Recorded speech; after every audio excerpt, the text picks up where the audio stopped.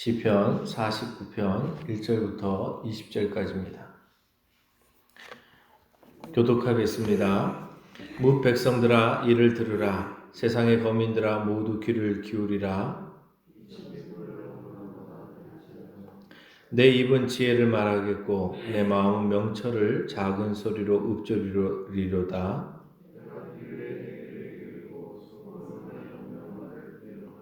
죄악이 나를 따라다니며 나를 애워싸는 환난의 나를 내가 어찌 두려워하랴. 아무도 자기 형제를 구원하지 못하며 그를 위한 속전을 하나님께 바치지도 못할 것은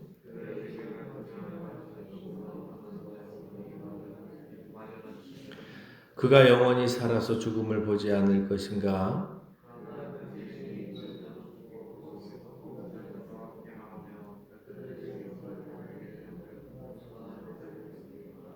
그러나 그들의 속생각에 그들의 집은 영원히 있고 그들의 거처는 대대에 이르리라 하여 그들의 토지를 자기 이름으로 부르도다. 이것이 바로 어리석은 자들의 길이며 그들의 말을 기뻐하는 자들의 종말이로다.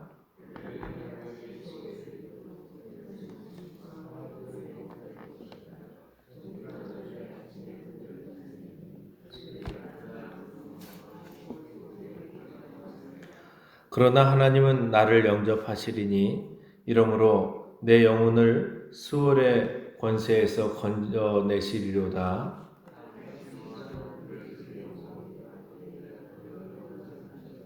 그가 죽음에 가져가는 것이 없고 그의 영광이 그를 따라 내려가지 못함이로다.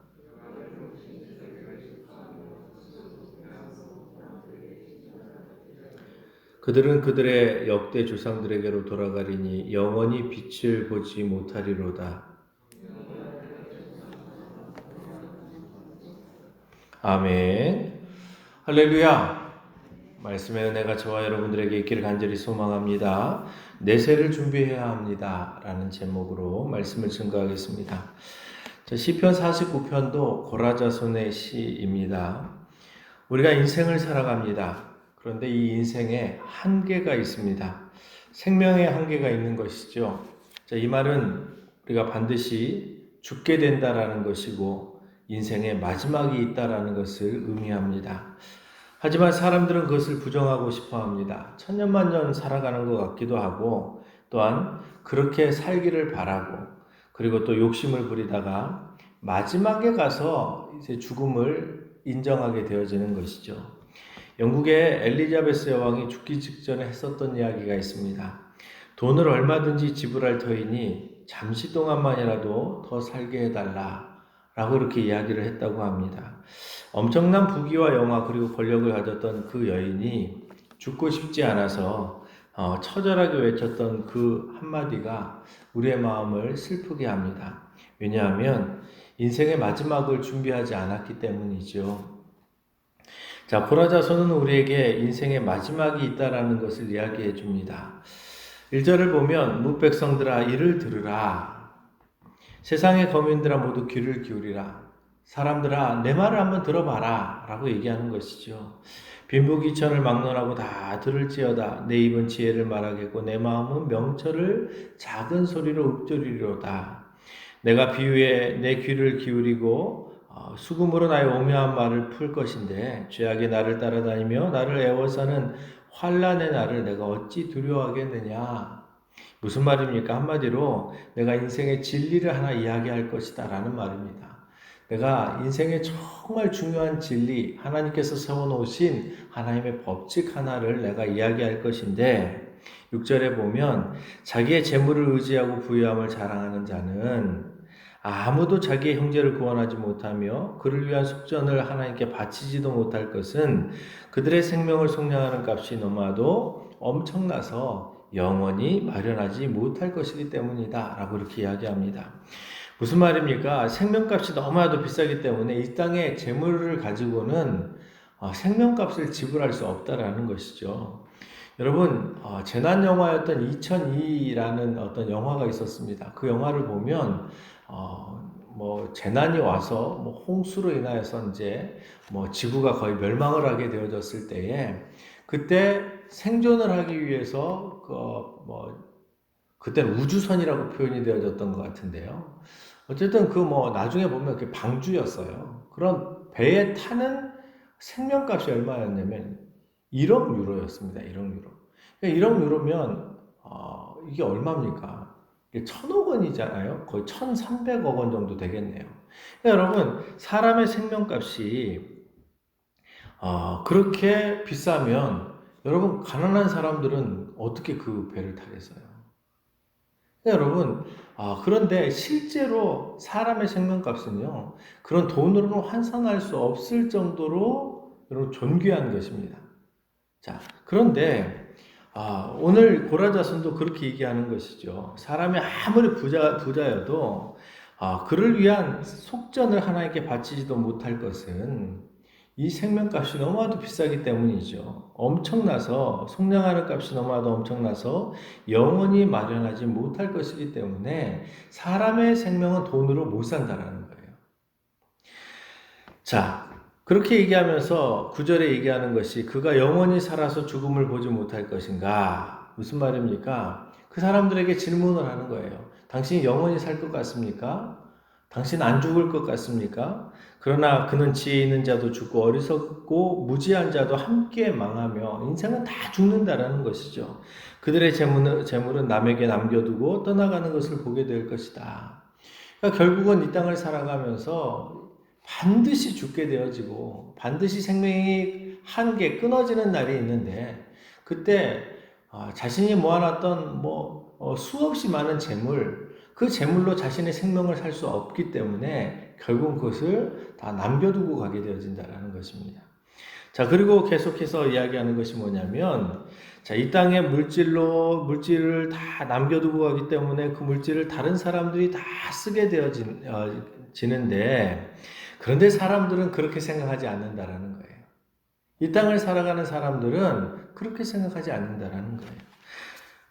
그들의 속에 그들의 집은 영원히 있고 그들의 거처는 대대 이르리라 하여 그들의 토지를 자기 이름으로 부른다라는 거죠.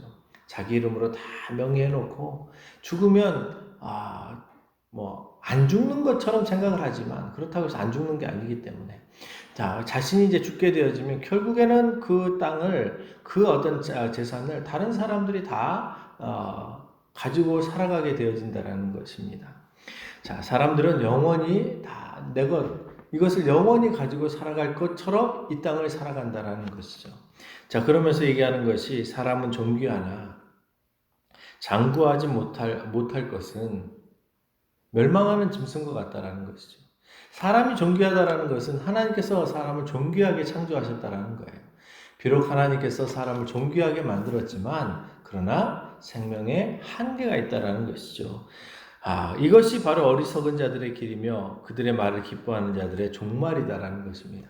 그러니까 사람은 반드시 죽기 때문에 나는 절대 안 죽을 거야. 나는 어떻게 해서든지 내가 불로 장생을 하게 될 거야. 나는 또 그렇게 살아가기 위해서 많은 것들을 준비할 거야. 라고 이렇게 얘기한다고 해서 안 죽는 것이 아니라는 것이죠.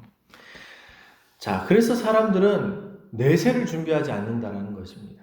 이 땅에서 천년만년 살 것처럼 막 이렇게 준비하고 있다가 그러다 보니까 내가 죽음 이후의 세계를 준비하지 않는다라는 것이죠. 고라자손이 이것을 사람들에게 이야기하고 싶어 하는 것입니다. 그러면서 우리에게 하는 것은 무슨 말입니까?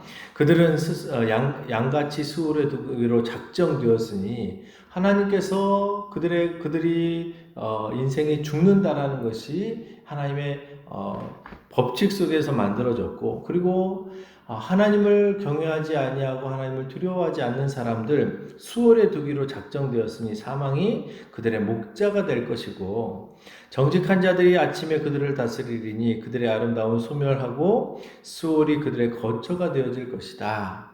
그러나 하나님은 나를 영접하시리니 그러므로 내 영혼을 수월의 권세에서 건져내시리로다 라고 얘기합니다.